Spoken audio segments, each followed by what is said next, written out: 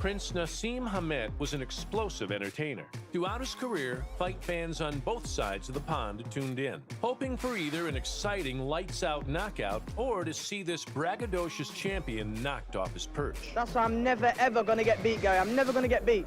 Full stop. I refuse to lose.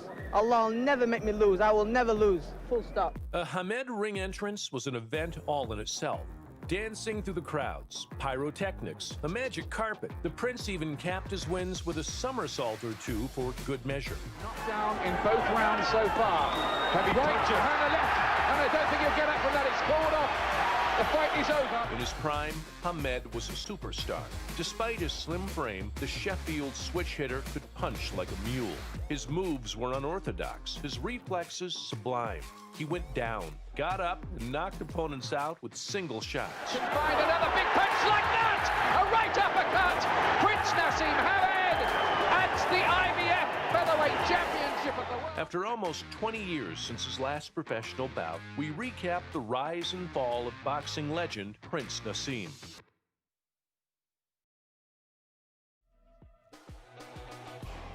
Hamed's debut may have taken place in a low-key spot on a low-key card, but he was still delivering the knockout finishes, even back in 1992 as a fledgling super flyweight. Making his professional debut, Prince Nissim Hamed.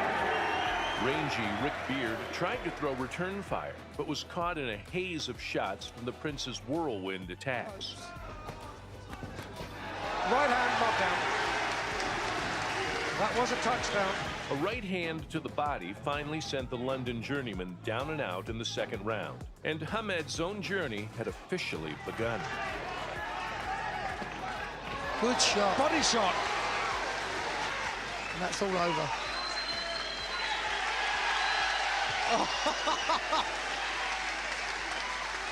Well, a delighted young man doing his flips for all to see. I shall reserve judgment on this young man, but he is not a bad little kid, I tell you. Boxing the first unbeaten fighter of his career was no problem for Hamed, who laid waste to Newport's Alan Lay in his latest one-sided blitz. Drew Doherty, the Scotsman, Commonwealth champion at Bantam. Johnny Armour, oh, lovely right there from Hamed, straight through the middle, down goes Lay. The rakish kid from Sheffield, with dynamite in his fists, was already gathering a buzz in the British boxing trade press. Oh, a beautiful straight right there from Hamed. That's nothing more than a jab, but what a jab. Beautiful punch. The favorite posed and preened around the ring as southpaw Lay was dropped repeatedly by Hamed's haunting right hand. And Lay still in, oh, lovely right hand. Slinks down to the canvas. And I think they're telling him to stay where he is. It's all over, yes, and the blood there pouring from the nose, and a forward roll somersault from Hamed to celebrate his victory. And that's the 7th fight on the trot, the 6th inside the distance. Making the first defense of his WBC International Super Bantamweight strap, Nissim was presented with undefeated Dominican Loreno Ramirez. Prince Nissim Hamed. Ramirez was sending out extreme signals of distress towards the end of the third, prompting Hamed to move in for the kill with a fight-ending right hook. What's happened there? I don't know if I took it. I get the impression there's it's possible a tooth has been loosened with that punch. Great. Oh, well, that wasn't it. His jaw was loosened with that. And he just flopped over there like wet laundry falling on the floor, but there was something wrong with his tooth there. No, he doesn't want it. I thought he didn't. Yeah, I get the impression that tooth is... He's quit in the third round. Well, he didn't expect that, or we didn't expect that. I suppose Hamed says, yes, I did expect that. Continuing his whistle-stop knockout tour of the UK, the Prince rocked up in Scotland for the second time in quick succession. Sergio Rafael Lindo was brought in to provide the opposition in Livingston. He's far better than his previous opponent. And that was a lovely shot. That was a bone shaker, that one. Hamed ducked and dived away from the big right hand to leave the Argentine flat on his back from a whipping left hand. Oh, what a left hook. He's got no control of his feet. I mean, he really planted that with a champion's skill there. And he's going to stop this by the look of it, the Belgian referee, because this fella's legs have stiffened on him. Now the referee should stop that, Reg. Yeah, he's over. That's the last thing we want. That was unnecessary, that last punch, totally unnecessary. That is the last thing we wanted to see tonight. He had nothing left. That left hook finished him off completely. I don't know why the referee ordered the box on there. Putting on a show at the showground, Hamed was keen to prove to an appreciative crowd, as well as those watching at home, that he was the great entertainer both in and out of the ring. Upright southpaw Enrique Angeles had the style to cause issues, but once Hamed found the range for his power punches, it was one-way traffic. Chance of Nissim ringing around this arena. Oh, terrific right hand, and then a delayed action fall for Angeles. It seemed to take a while to take effect. It was the right hand, I'm sure, that did it.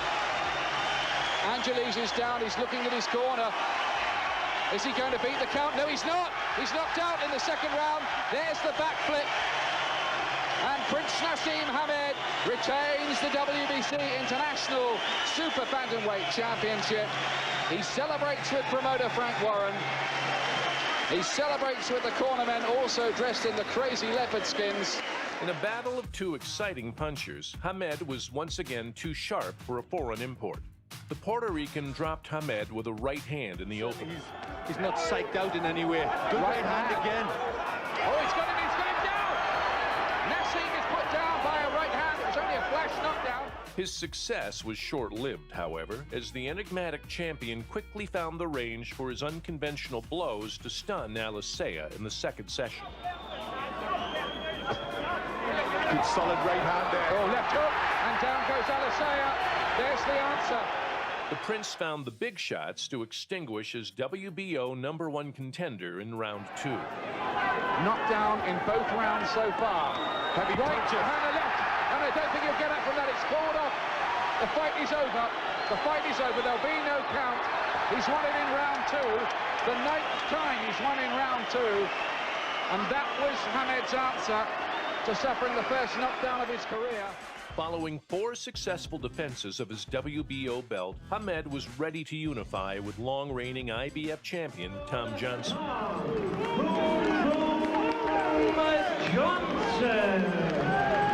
Johnson was making the 12th defense of the title he had won from Manuel Medina in 1993. It was unlucky 13 for the American, who was hurt by Hamed early on and boxed his way back into the contest before coming unstuck in the 7th and getting knocked out in the 8th. We are surely only seconds away here. If Nissim can find another big punch like that, a right uppercut. Prince Nissim Hamed adds the IBF Featherweight Championship of the world to his WBO belt. He is twice a world champion. And again, the finish was electric.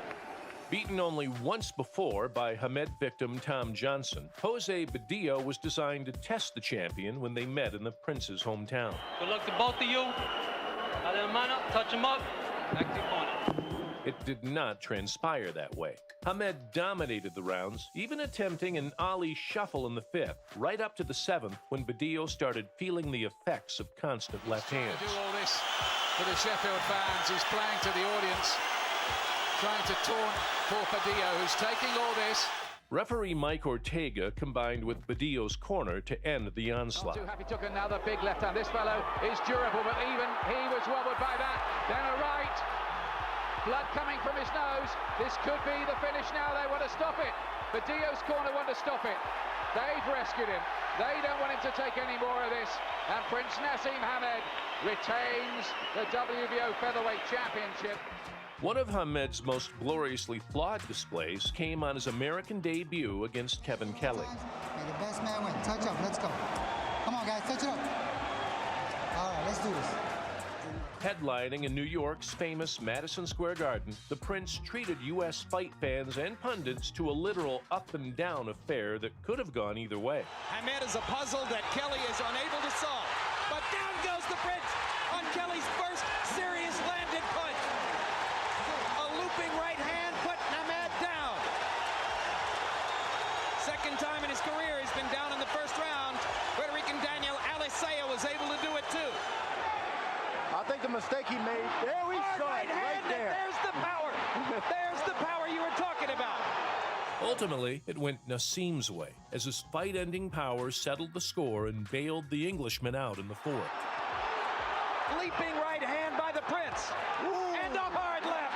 And Kelly's down for the third time. He's got a half a minute, and he is definitely hurt. He's for real. Fight is over. He's for real. The Prince is for real. Punching power, George. It's almost like De La Hoya. You don't know where they get the power from. What we just saw was the Hagler Hearns of featherweight fighting. Tough, underrated, and phenomenally fit, Scarborough's Paul Ingle found himself competing at world level, and he was not about to let that opportunity slip by. All right, touch him up. Other opportunities would arise for Ingle, whose first world title tilt was ended in round 11 by the devastating punches of Nissim Hamed. Don't blink. Ingle goes down on the left hand. That was after Ingle had been dropped twice by the Prince, rallied back well in the fight, only to find Hamed's power once again telling when it really mattered. He's the better boxer, so he should win this fight. And if a knockout presents itself, let it happen. Here's the third knockdown. And Joe Cortez stops it. Second 11th round knockout of Prince Nissim's career. The straight left-hand shot up the middle. Too much for Paul Ingle in round 11. After some suspect performances, classic Hamed returned. In truth, South Africa's Boyani Bungu was made to order, sending a London crowd into raptures by entering the ring on a magic carpet. Nissim laid down a marker from the start, using Bungu's hunch style against him. He has to maintain his concentration. Big left hand. Bungu covering up again and looking a bit open as he staggered back against the ropes. Listen to the crowd here, getting very animated. The visitor was tagged repeatedly to head and body before falling in the fourth from a powerful left hand. Really plants his legs and bangs them in hard. Oh, and a big left hand puts Bungu on the floor in the fourth round. It's over, and Prince Nissim Hamed answers all his critics with a blisteringly brilliant performance here and becomes the first ever man to stop Boyani Bungu in his long career. That was punch perfect. Despite having bettered Floyd Mayweather as an amateur, things had not quite gone to plan for Augie Sanchez, who already had an upset loss on the pro ledger when he met Nissim Hamed in Mashantucket. Okay, we go clean fight, touch him up, good luck. Touch him up, good luck. By this point, Hamed was 34-0, making the 15th defense of his WBO strap and every inch a boxing star. Both men traded heavy blows in an all-out war before Hamed viciously ended the contest in the fourth round by knocking out Sanchez. And to the body, Naz laughing as Sanchez again slides down the front of him, left, right, right. And once again, you see the awesome punching power of Prince Nissim Hamed. And that's going to be the end of the fight. Ring doctor into the ring. Mike Ortega there before they can start a count. Hamed knocks out Augie Sanchez. If the Prince comes close to your hometown, you better go out and see this. This is a phenomenon. This is it. The moment many detractors had been waiting for finally arrived in early 2001, when the Prince was unable to pull that one big shot out of the bag and tasted defeat for the first time. Era boxing, not just waiting in, gets to the body, wobbles Naz with a left hook upstairs. Round one is all Barrera as Prince Nissim takes several power shots from the Mexican star. Mexican Barrera used his orthodox boxing skills, stellar technique, and a huge amount of grit to defuse Hamed's bombs and become lineal featherweight champion. Big left hand by Barrera inside, stuns Prince Nissim. Big left hook by Barrera. His corner told him to just box, and he's not taking that advice. He's going for it. He's been on the wrong side of at least one decision here in Las Vegas. He doesn't want it to happen again. A reckless Prince Nassim goes charging right past Barrera. That looked like one of his entrances flying through the sky. His moment of truth has turned into an hour of torture.